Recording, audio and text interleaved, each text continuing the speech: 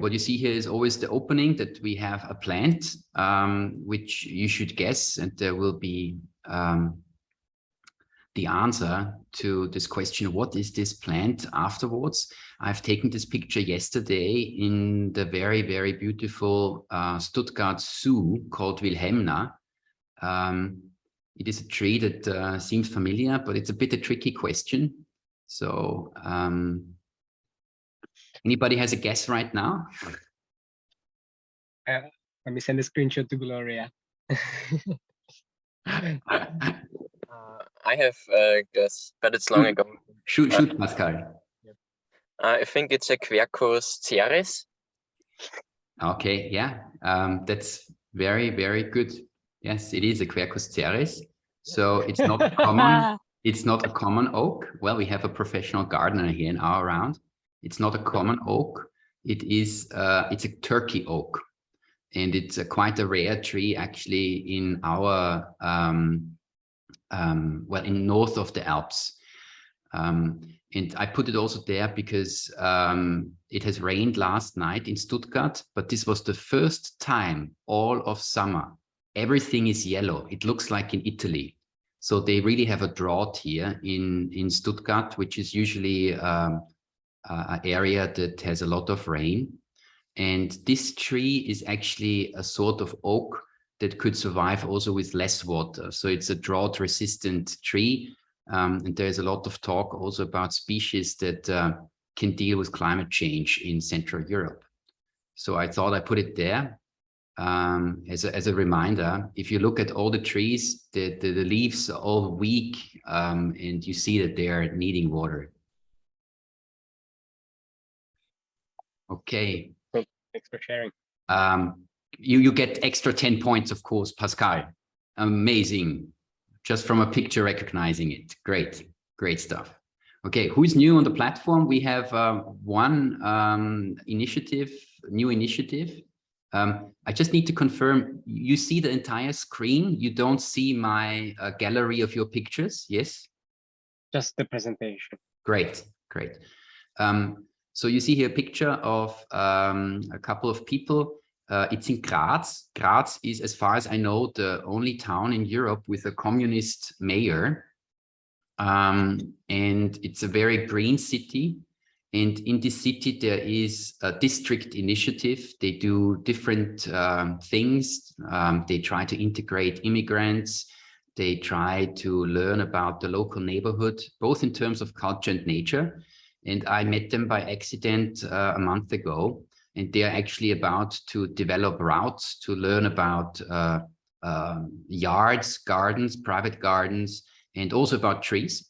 And so we started to talk, and they boarded the platform and look into developing such educational routes with the ARK. Cool. So, okay. So today, we're going to talk about phase 2, because this is where we currently are. And what you might remember from our landing page, there is one block that says that the ARK is helping you to connect to your bioregion and to protect it, so that we can become stewards of this beautiful spaceship called Earth. And in this phase 2, we are working on the functionalities to make this happen. So the application that we're going to share with you today, we shared already last time, but today it's, I think, much more precise. It's all centered around trees. And what we can do with these trees on the ARK is that we can map them. We can chat about those trees. We can protect them. And we can learn about them. And this is quite a unique, innovative solution. In Germany, there's quite a broad application of different softwares that offer the functionality of tree inventories, in German Baumkataster. But all these platforms or software solutions are only for government officials, and they're not bottom-up, crowdsourced, so the average citizen can do nothing. And the ARK, with this functionality, can help to democratize protection of the neighborhood, protection of environment. So who are our target users? We recently called them guardians, and it's a new group of people that are interested to protect the environment. What can they do? They can find and protect ancient trees, the pillars of our ecosystem. And that, of course, means that we can together try to mitigate climate change. So protect ancient trees. You can share important information about trees that are threatened by destruction. You can drive a cognitive shift. You can connect the trees to routes and guide others into a new understanding of our connection with nature. And you can promote ecological intelligence, help others to become stewards of the neighborhood and hometown. The pilot project, which we have been implementing the last 20 months in St. Pölten, looks a bit like this map.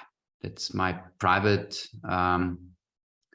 view of Google Maps, where we have mapped and measured more than 400 centenarian trees. So all trees that you see here are more than 100 years old, as pillars of an outdoor curriculum. Now, you might ask yourself, why trees? Trees are keystone species, and a lot of life depends upon them.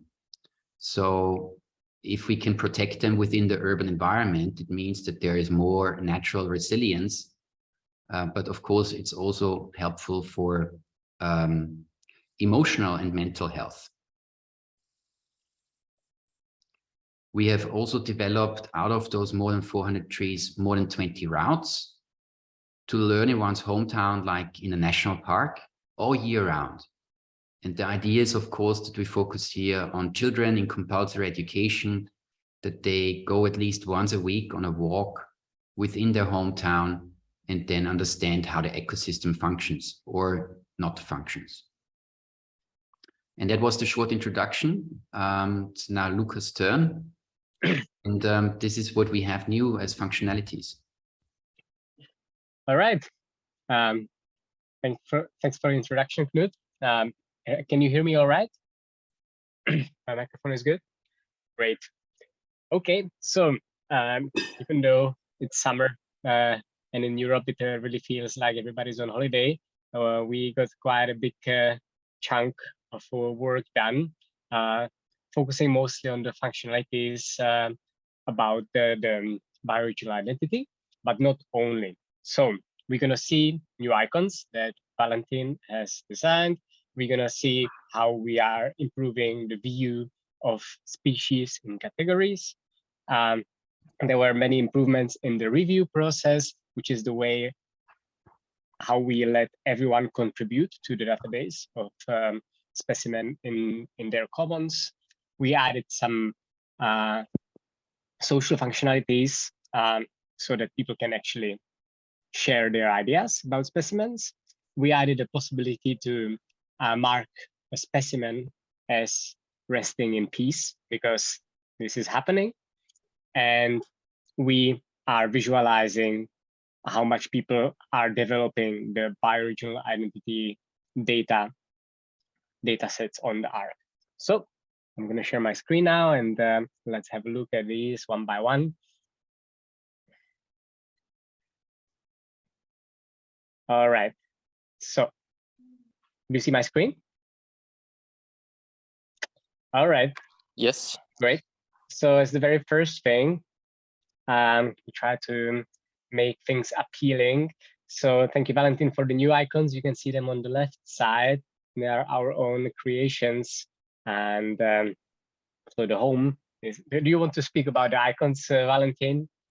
Well, I actually designed them for to be self-explanatory. So the less I say, the more you understand, the better it is.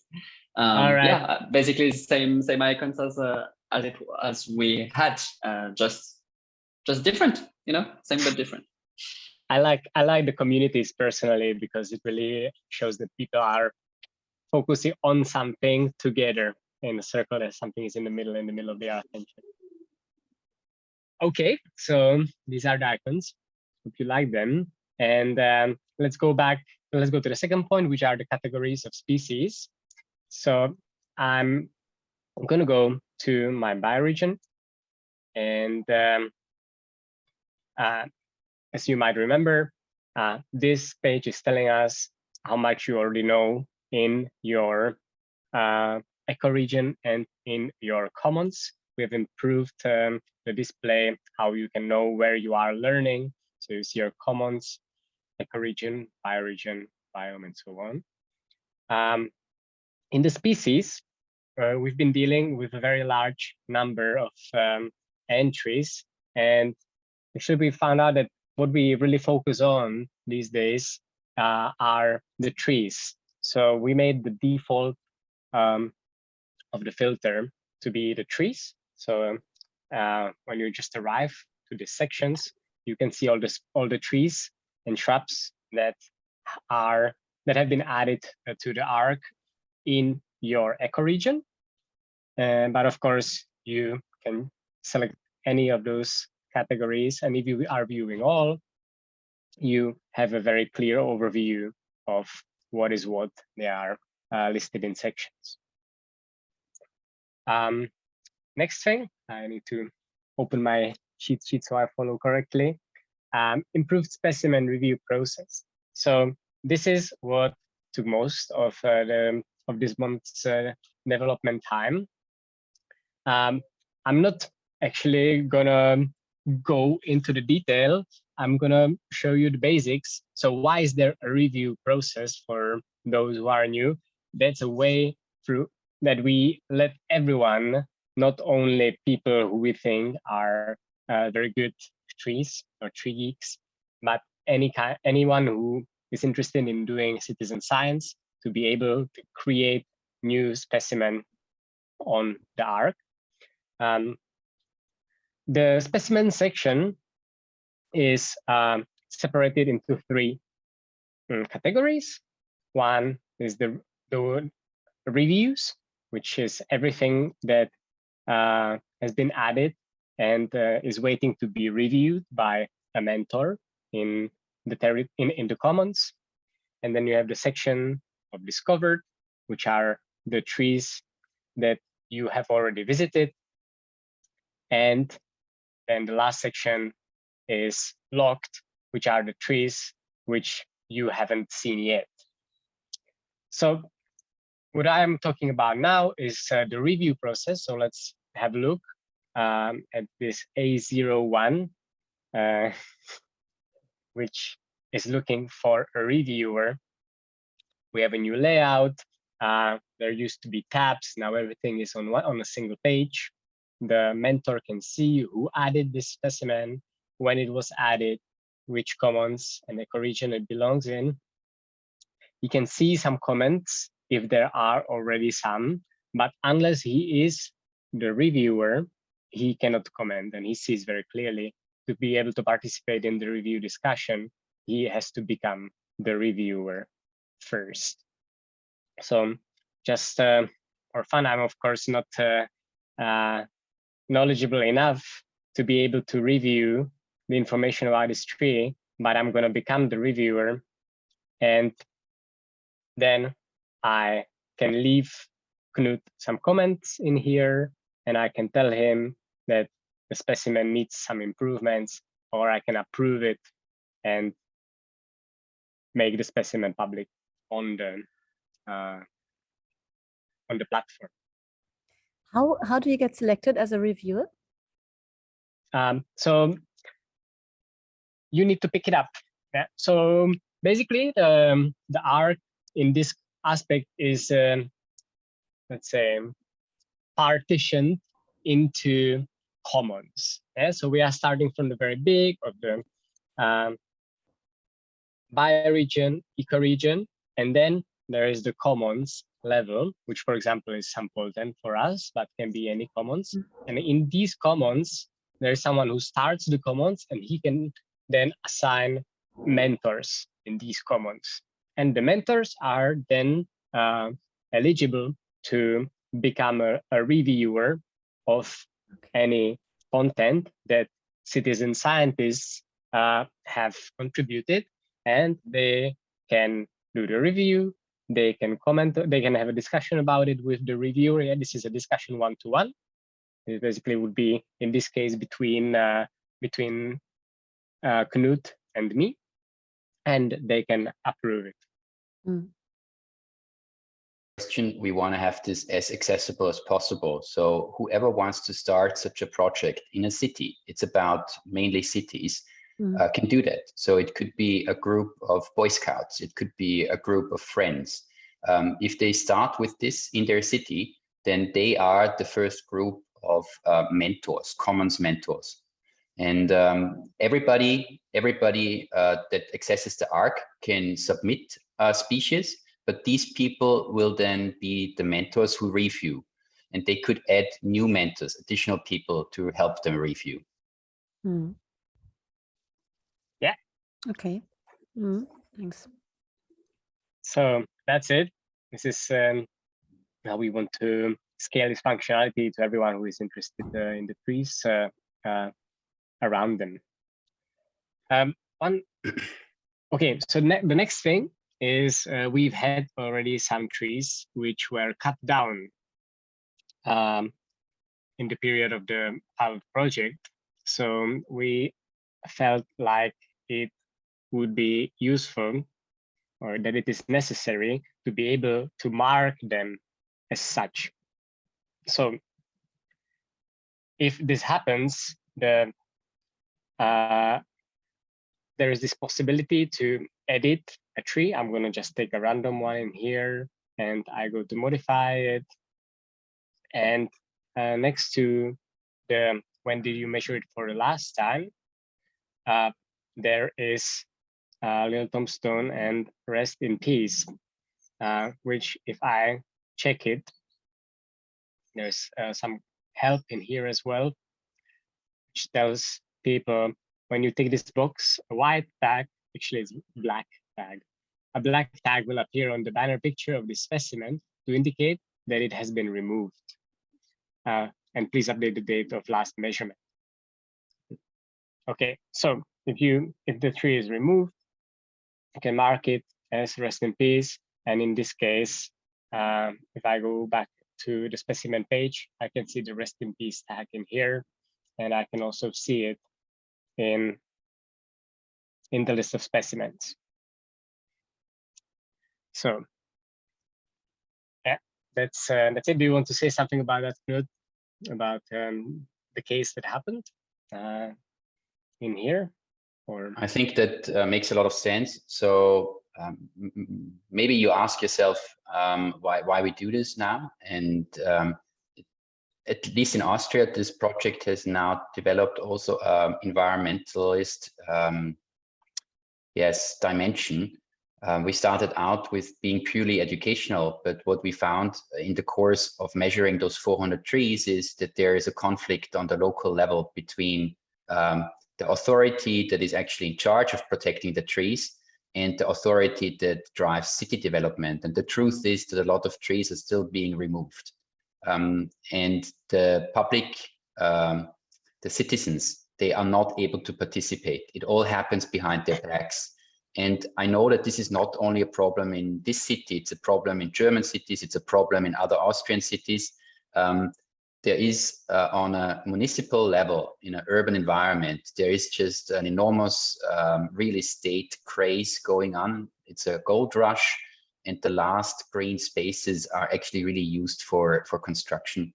And to support local environmentalism, with our ongoing project about environmental education, we have basically merged this here. And the rest in peace tag, we have a several hundred-year-old lime tree. We also sent a newsletter about this, which was removed a month ago, and it was really done in a really serious way, putting under pressure, blackmailing the owner of the tree to just broaden a road, make a new road. And those cases, they happen everywhere. I know another case from Vienna, but people are helpless and they're really frustrated. Yeah, so in this way, we have at least the minimum possibility to mark a tree that has been cut down. Then, of course, the date when you made this marking is saved as well. So the last measurement date is storing this information. Add here, our intention is, of course, not to mark trees with this black tag. Our intention is to support people to bring all those trees into the public realm and enable a communication about what is happening as fast as possible. So if people notice that there is the intention to cut down a tree, then there should be on the ARK a sort of a grassroots movement to actually mobilize against such measures. And this is why we have a chat function here. Yeah, so that's the next thing that we have added in here for all the specimens that have been published on the platform. All the people who are on the ARK are able to make comments, so they can basically have a chat in here on the top right, where any kind of messaging can take place. So it's the first step on being able to communicate about natural elements that we find in the online platform. So I made the first comment just today in the morning. Hope it can flourish. Good. And one last thing that I wanted to show to you. You might remember that 10 impact points is 1 hour of activities. So you might wonder, what is Gloria doing that she's got so many impact points? And in that case, what you want to do is to go into her profile. And as we are viewing her profile, we can see that indeed she's got 5,000 impact points, but 39% of which belongs to the category of development. This is the new category of impact points that we have introduced together with the bioregional identity functionalities.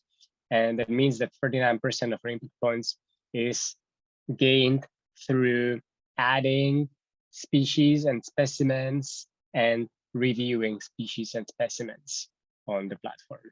And this is the way that we give credit to the people who are doing this work, because it's a very hard work. It's a lot of work. Good. So this is it from the things that I wanted to show to you. I'm going to also share the release notes. So everything that is new in this last 10 days is a very, very long list, mostly in the ways that how the review process works, because this is now the focus to make it as easy as possible for people to start it up in their own commons. So this is where our attention is focused these days. Okay. I give the word back to Knut or to anyone who would like to say something about what we've just seen.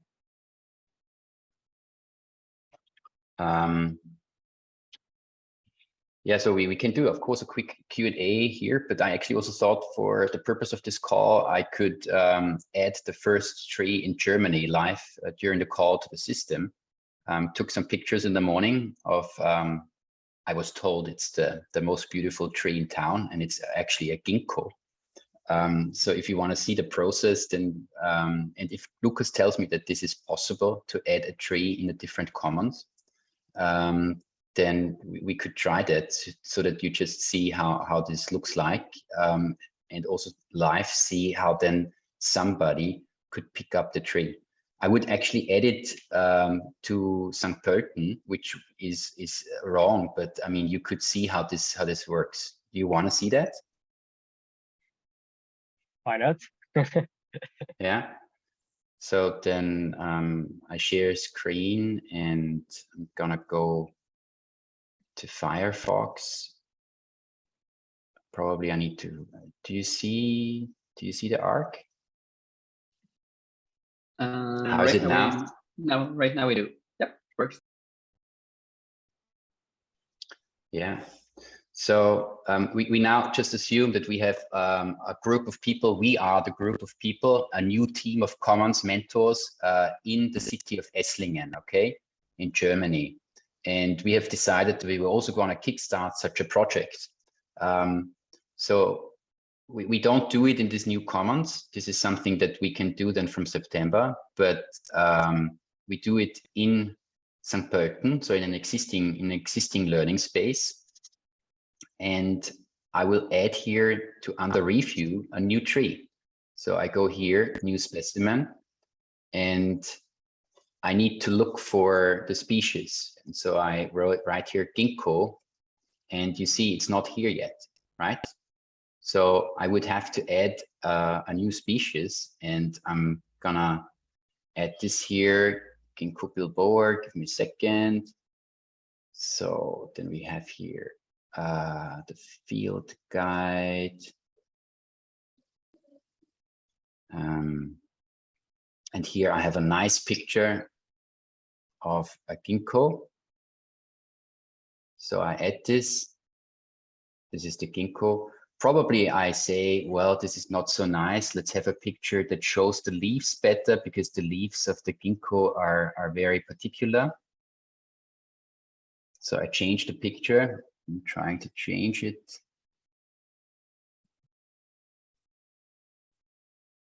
Okay, changing currently doesn't work, but it's a ginkgo bilboa.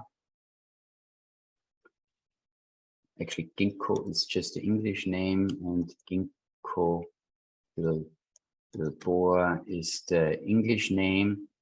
Family, who can help me with the family? Collaborative teamwork, who can help me with the family? Otherwise, I'm going to look it up quickly. I think it's actually...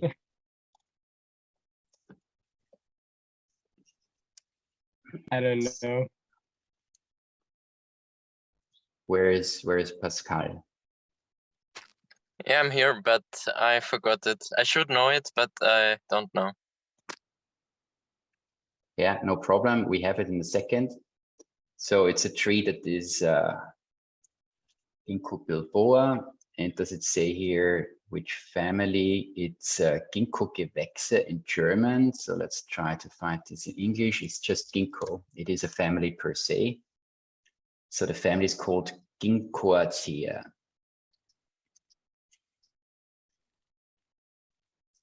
Okay. No, it's not bilboa, it's biloba, I think. It's biloba. Great, thank you. This is why it's collaborative work. So here we have tree.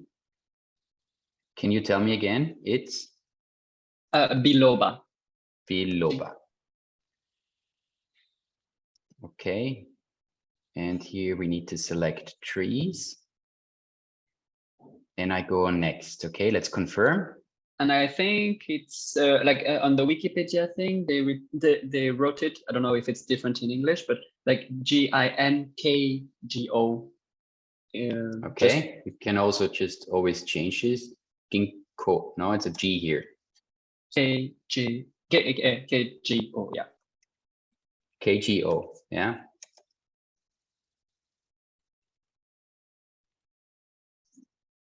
So we are here in the same bioregion, actually, Western European broadleaf forest. And this is already interesting because I'm adding here a tree that is native to China. So later on, we'll be able to just also add more information about this. And then I can add here a picture like we've done it before. No, I can say where is the species native to. I can add here a lot of data, which I have not done. I'm just typing here something that we have a content here. This can be always edited. And then some interesting facts so that we have a new species. And here I add culture, history, and there's a lot to tell probably about this tree. We all know that the ginkgo tree has a lot of medical applications in China. It usually planted next to temples. In Zinse, we have a 900-year-old specimen next to the parrot tree, very close to the parrot tree. So they are very important trees in China, but they're also quite widely planted here as decorative trees. So I published this, and now I go back to a specimen. I add a specimen, and here I would find it. Ginkgo should be, if I refresh, cancel. I probably need to refresh. So Ginkgo, here it is. Okay, now we have it, and I press continue, and now I'm actually adding the specific specimen that I have found. And from such a picture, you immediately know which kind of tree this is. And then I could give it a call. Okay, I could give it a local name. This is now actually also what locals sometimes want to do. I just take the freedom to give it a local name. It is planted next to Volksbank Ginkgo. Yeah, it's a local bank and everybody knows it. It's a very prominent building. I give it a code. I call it Esslingen 01. Yeah, and the species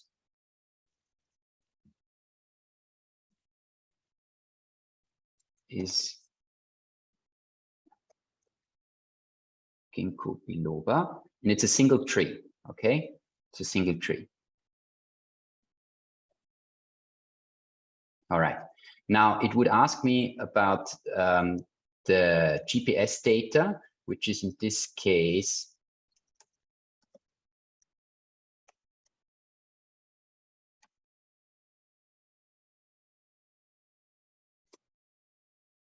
it's also Western European broadleaf forest. And we just say here it's important because currently we have only one commons here, but in starting from September, it will be possible that everybody starts a new commons and says, okay, I want to develop such routes around ancient trees in this or that city. And then you could say also which district, and we just say Esslingen, Untertürkheim,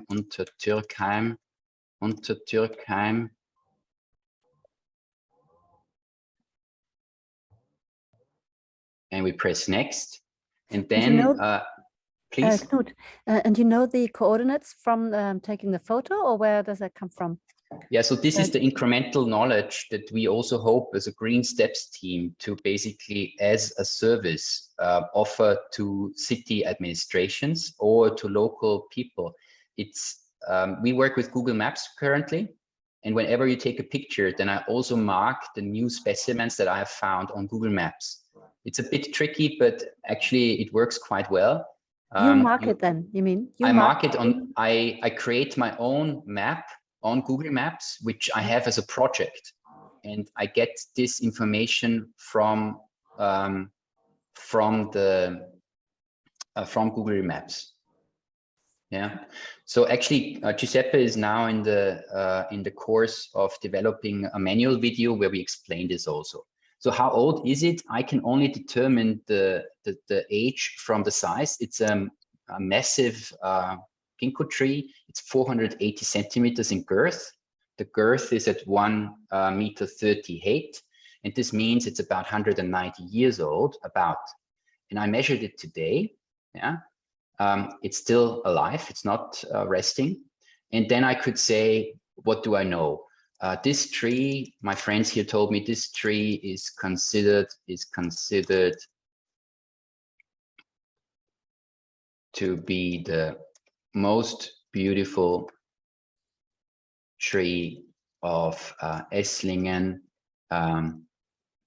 It has been planted in 1830. Next to the old Volksbank building, and then you could continue to write whatever you want, and also add here an additional picture which I do now. And I just take a picture from the trunk. It's a really massive trunk.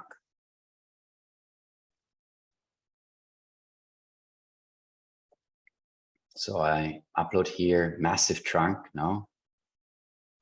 Okay, I press next. And then it's about culture. And this is something where the process of mapping trees falls into two parts. The nature part is basically just going outdoors. I usually have a rope with me. Maybe I have it here actually. Very simple rope. No, I don't have it here. So I usually have a 6-meter rope with me with which serves for measuring the tree. So I measure the tree, I take the GPS data, I take a couple of pictures. I look at the tree closely and try to understand what is specific about this tree. And then I also in the nature part might write, okay, this tree has a lot of branches that are actually hanging down to the ground. Maybe there was some lightning that struck the tree and half a branch is missing. So all these things you can put there. In St. Pölten, we found an old oak where they carved a Holy Mary statue inside the trunk. So all those specifics. And then you can, of course, also write about how is its relationship with humans. So, and this tree is usually shown to visitors of Esslingen as a prominent example of 19th century botanical interest. So Esslingen was a free city until 1800 something, and then it became part of the German Empire. But the citizens, they continued to be very proud. So a lot of trees from the colonial activities of the Germans were planted all around the town. So you can write here much more, but you would need to go to the city archive. This is what we currently do in St. Pölten. When we have a new specimen, then we go to the city archive and research what we find about this specific tree or the building that is next to it. And then again, you can upload a picture. And now I take a picture that shows the entire tree from the other side. Okay, here you see also the new ugly 1970s Volksbank building. And then I say save as a draft or submit for review. So I submit this now for review, and it means that I'm now somebody who is just interested in logging this tree, mapping this tree, but there needs to be somebody who has a little bit more understanding and who can confirm the botanical information like Valentin just did. And so it is submitted to the Commons Mentors team, and somebody in the Commons Mentors team can pick it up. Lucas, you want to show this so that you pick it up? Yeah, sure. Okay, then I stop sharing. So let's now say that Lucas is a Commons mentor, and then he can pick up my entry and start to review it. And this is how collaborative, basically environmental education, but also protection will work on the ARK starting from fall equinox. Okay, so I arrived to my bioregional identity page, and I can see in here in the under review that there is a new tree to be reviewed that is calling me with the red tag to be reviewed. So I'm going to go and I'm going to open it, and I can see all the information that Knut has put in here, and I decide that I am eligible to review this tree because this is something that I know a lot of information about. So I become the reviewer with this green button. So I become the reviewer, and I can see that I am now the reviewer, and I can see that it was added by Knut. I see it's being reviewed by me. I see when he submitted it, and we can see that this is now under review. So, and of course, now I need to go through all the information, and I need to see whether this is according to our quality standard for what we want to have in our commons. Yeah, so if I thought that there is an improvement that needs to be made, I can write something in here. Hi, Knut. What a great find. Is there something that that you would like to improve, Knut, that I can mention in this comment? Well, you know, I mean, my standard answer is how about we meet and check the tree out together and discuss it? Because what we want to drive with the ARK is that we also have biological human connections through a plant. So I would always reply that I meet with the submitter, and what is very poor now in my submission is actually all the cultural information. Nature is also very, very basic. So we could look at it together, and this is then a hands-on training for a new contributor to the ARK, guiding him through the information about nature and culture, and maybe go together to a city archive or a local museum and try to get more information on this plant. I just wanted to show you the process today. Yeah. So I post my comment, you can see it, and we can go and check out the tree together. If I have more comments that are about things that need to be improved, I can mark it as needs improvement, and then Knut knows that this still needs to be improved. Or I can go to approve, and I can give it a green light. I can divide the 50 impact points that are available for this work that has been done between me and the author. So as I didn't really do anything in here, I'm gonna do it 545. You can see the guide down in here, how we suggest to divide the impact points, and I can approve the Volksbank Ginkgo, and it's there. However, right now I know that there is a glitch in the system and it's not approved in fact. So you cannot see it. It's still not approved. But this is the last step that will happen. We cannot see it right now. It's still under review. I was adding some security measures, and I made it too strict. Yeah, but I think you get the process, right? This is how it's gonna work, and basically it's crowdsourced. Everybody can participate. Everybody can share her interest and concern by participating in this project, and so we'll see what happens. This is also about science communication. I had yesterday a very good call with a professor from TU Munich, who is an environmental scientist, and he calculates cooling power of trees, especially in urban spaces, and he's very interested to collaborate with us. So the idea is that we communicate to a very broad part of society that trees are superheroes, no? And we can learn between the trees about many other things. They are motherships of biodiversity, and Professor Rötzer told me that there is a way to actually measure the biodiversity index of a tree, so how many species live on a tree. He also told me there is a way to calculate the cooling power of trees if you have a little bit more data that we have now.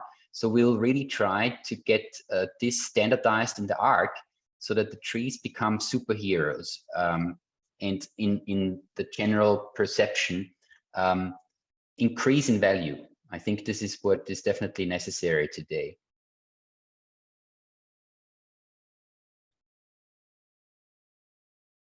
And in between, we of course can do the routes and do all the games and the nature art. So this is what we do in the local project. We have done this all summer, that we do routes. And in between the trees, we do what we have also done with Green Steps in Shanghai. Activate children, let them play, do nature art, animal totems, whatever. But the trees are the pillars of the routes. Can I ask how the response was in the summer camp, or you said you spent the last 8 weeks offering different activities? Mm-hmm. How So many the response were you able to reach? So the response of the people that participated was very good. And I think we have now, we are considered a local organization. People want to come back next summer. But on the other hand, I also need to say there is an incredible competition. So there are so many summer camps. It is not our strategic focus to become another summer camp provider. There are summer camps offered by schools. There are summer camps offered by the Scouts. There are summer camps offered by really every organization, national parks, everywhere. A lot of commercial offerings. So we had very little participants, but the kids that joined, they really had a good time. The parents were also super happy. We got a lot of positive feedback that the kids were very engaged. But we want to bring this project into schools, part of the compulsory curriculum. And this is what I'm trying now to talk to the parts of the education offices that are in charge of afternoon curricula. Fantastic work. Very nice. I love it. Fantastic work. Really good job. Yeah. Thanks, Patrick. Thank you.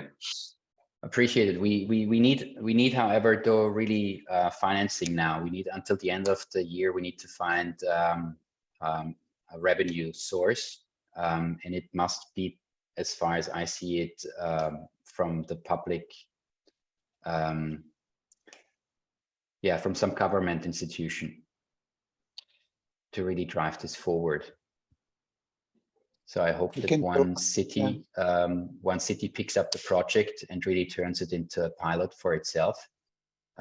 Lucas, you're going to join the Biennale in September, no, before the next Better Call. Yeah. So Lucas has been elected to join a hackathon, which is part of the Gelsenkirchen Ruhrpott Biennale, the largest urban agglomeration in Germany with more than 5 million people living there. And they have started a new Biennale on urban planning and architecture, on how to basically master the climate crisis in innovative ways. So that might be also a platform to get new contacts. If there is nothing on your mind to politicize, then I think we can close the call. Okay, it was nice to see you all. Take a good rest. Great. Yeah, I will be in touch. Okay. Okay, take care. Bye, guys. Bye. Bye. Bye. Bye. Bye. Bye.